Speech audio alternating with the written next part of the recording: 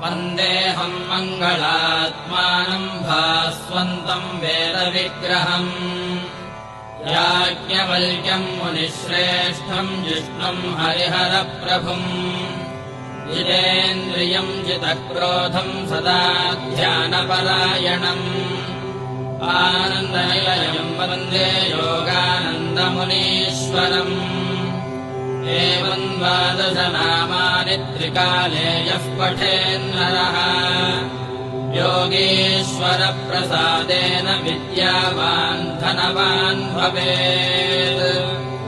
ॐ श्री याज्ञवल्क्यगुरुभ्यो नमः। कण्वकात्यायनादिमहर्षिभ्यो नमः।